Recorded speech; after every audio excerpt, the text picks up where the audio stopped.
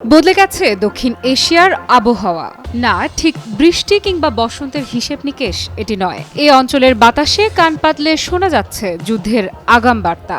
সেই সাথে একটাই প্রশ্ন এখন সবার মনে ঘুরপাক খাচ্ছে, তাহলে কি এবার সত্যিই পারমাণবিক যুদ্ধের মুখোমুখি ভারত পাকিস্তান?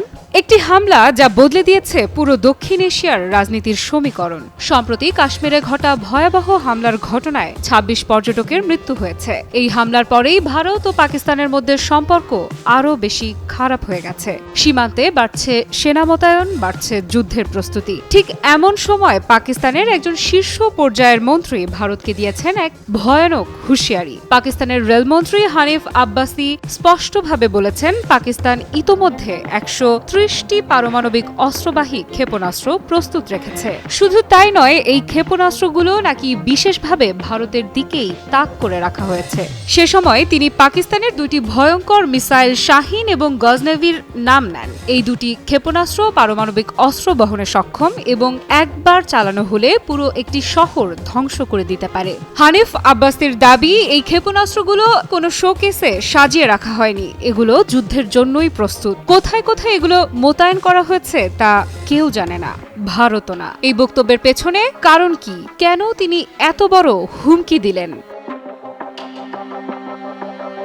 এর পেছনের কারণ সম্প্রতি কাশ্মীর ইস্যু নিয়ে ভারত পাকিস্তানের মাঝে চলমান উত্তেজনা। হানিফ আব্বাসি আরও বলেন, সিন্ধু চুক্তি স্থগিত এবং এর ফলে পাকিস্তানের দিকে যদি পানি প্রবাহ বন্ধ হয়ে যায়, তবে পাকিস্তান প্রস্তুত থাকবে পূর্ণ মাত্রার যুদ্ধের জন্য।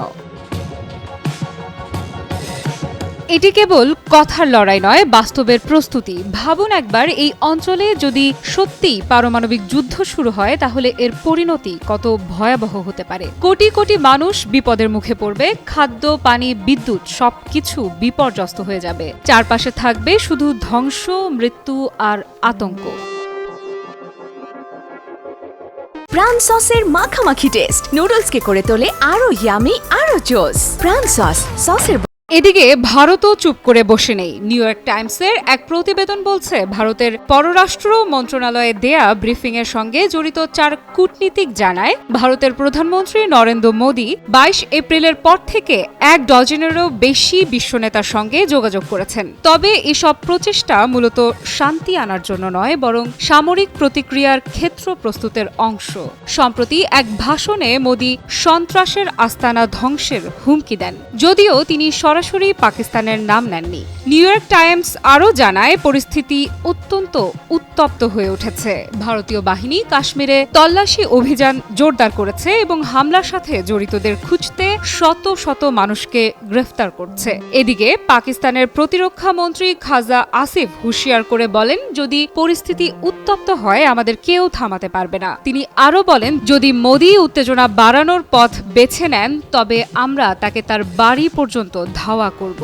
আসিফ অভিযোগ করেন, মোদী মিথ্যা প্রচারণা চালানোর জন্য পরিচিত এবং পুলওয়ামা ঘটনার সময়ও একই কৌশল নিয়েছিলেন। তবে তিনি দৃঢ়তার সঙ্গে বলেন, পাকিস্তান যথেষ্ট শক্তিশালী এবং প্রয়োজন হলে উপযুক্ত জবাব দিতে প্রস্তুত রয়েছে।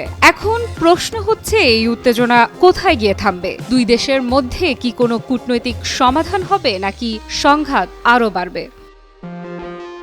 আফ্রিদা ইফরাত, নিউজ 24।